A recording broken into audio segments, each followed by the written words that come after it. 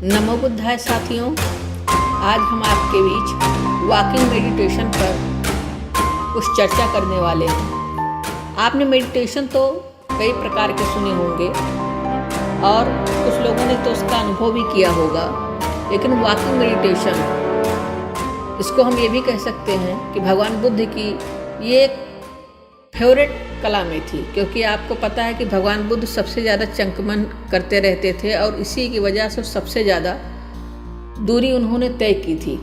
चलते चलते मेडिटेशन के विषय में ही आपसे हम चर्चा करेंगे। तो साथियों, वॉकिंग मेडिटेशन एक कला है जो आपको चलने के साथ जागरूक होना भी सिखाती है। इसे आप कहीं भी, ऑफिस में, पार्क में चलते हुए, दैनिक कार्य करते हुए, बाजार से सामान खरीदते हुए भी कर सकते हैं। यह ध्यान खुली आँखों और सक्रिय शरीर के साथ किया जाता है। मेडिटेटिव वॉक का मतलब है चलते हुए मेडिटेशन या ध्यान करने से है। इसमें पूरा ध्यान चलने पर होता है और हर मूवमेंट को एनालिसिस करना पड़ता है। इस प्रकार का ध्यान आमतौर पर नियमित रूप से चलने की तुलना में बहुत ही धीमी गति से किया जाता है। वॉकिंग मेडिटेशन हमें आनंद और शांति की ओर ले जाता है।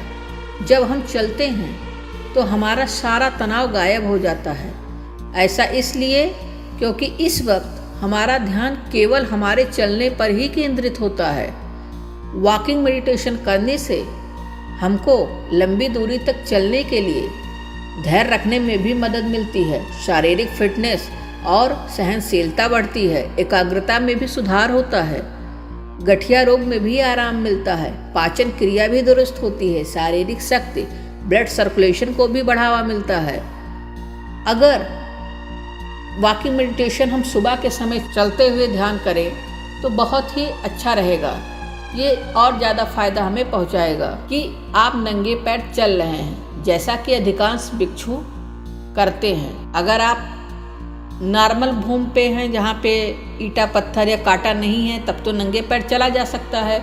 लेकिन कहीं अगर आप ऐसे जगह पे हों जहाँ पे पत्थर हो या कांटा चुभने का डर हो या कहीं गंदगी हो, तो वहाँ पे हल्के तलवे वाले जूते लिए जा सकते हैं। तो साथियों, जब आप इसमें चलना शुरू करते हैं तो आपकी भावना बदल जाएगी। जैसे ही पैर आपका उठता है और फिर से रास्ते के संपर्क में आता है, एक नई भावना पैदा होती है।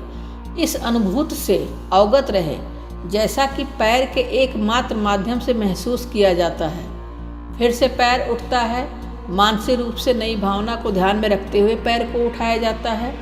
जब आप प्रत्येक पैर उठाते और नीचे रखते हैं तो एक कदम के साथ एक नई भावना का अनुभव होता है। उठने की भावना, पास से गुजरने की भावना, उठता हुआ महसूस करना, दूर से महसूस करना आदि। भगवान बुद्ध ने ध्यान के चलने का अतिरिक्त विशिष्ट लाभ बताया है। पहला यह है कि जो कोई मेडिटेशन करता है उसके पास लंबी यात्रा पर जाने के लिए सहन शक्ति होगी। यह बुद्ध के समय में बहुत ही महत्वपूर्ण था, क्योंकि तब गाड़ी या आजकल की तरह कोई साधन तो थे नहीं। ज़्यादा बैलगाड़ी थी या पैदल चलना, तो उस समय तो बहुत ही पैदल चला जाता था। इसलिए ये बहुत ही महत्वपूर्ण था उस समय। भगवान बुद्ध के अनुसार दूसरा लाभ इसका ये है कि ये अभ्यास स्वयं के लिए बहुत ज़रूरी। जब हम चलते हैं, जब पैर उठाते हैं, तो पैर उठाते समय, उसके बाद पैर रखते समय और चलते समय जो मानसिक रूप से जो उस पर हम ध्यान करते हैं, उसका हमें सबसे ज़्यादा फायदा होता है कि हम एकाग्रता की तरफ बढ़ते, क्योंकि हमारा सारा ध्यान हमारे पैर के उठाने और पैर कैसे रखते हैं ज़मीन पर, इस पर रहता है। क्योंकि एक ही समय में हम इतना ज़्यादा अपने आप पर ध्यान रख करके हम चल रहे होते हैं, तो हमें शारीरिक के साथ साथ मानसिक रूप को भी सुसंगत एवं मजबूत बनाता है। और इसके फायदे को सभी योगी जानते हैं, जो कि विपश्यना अभ्यास के लिए भी बहुत ही महत्वपूर्ण है। साथियों, भगवान बुद्ध के अनुसार तीसरा है कि बैठने और चलने के बीच संतुलन अच्छे स्वास्थ्य में भी योगदान देता है। जो हमारे व्यवहार में भी प्रगति करता है।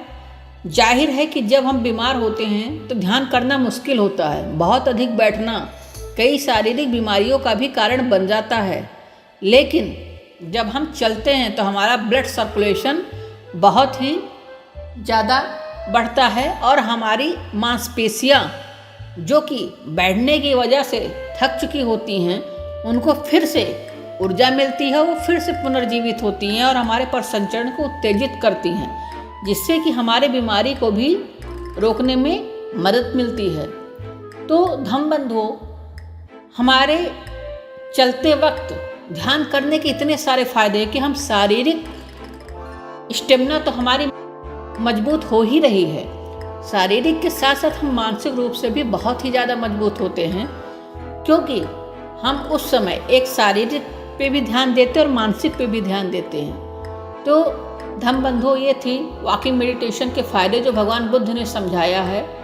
और ये बुद्ध के समय में ही नहीं, ये आज के भी समय में ज़रूरी है, क्योंकि आज हम लोग की जो जीवन यापन की शैली है वो बहुत ही आलस्य वाली हो गई है, या आप ये समझिए कि सबसे ज़्यादा काम हम लोग बैठ के ही करते हैं। चलने वाला काम बहुत कम होता है। सबसे कोई कंप्यूटर बैठता, कोई कहीं बैठता, कोई कहीं बैठता, कोई ऑफिस जाता है। तो हम लोग सबसे ज़्यादा काम बैठने वाला करते हैं, और जिससे हम अपने आप को बहुत बड़ा नुकसान पहुंचा रहे होते हैं। अगर हम ये काम करते वक्त अगर ये ध्यान कर सकते हैं तो इसे हमें ज़रूर अपने जीवन में लाना चाहिए।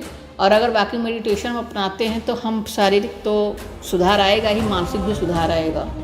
तो धम्म बंधुओं, ये थी हमारी आज की चर्चा। अगर आपको ये पसंद आया हो हमारा वीडियो तो इसको आप शेयर कीजिए और हमारे चैनल को सब्सक्राइब कीजिए। नमो बुद्धाय धम्म बंधुओं।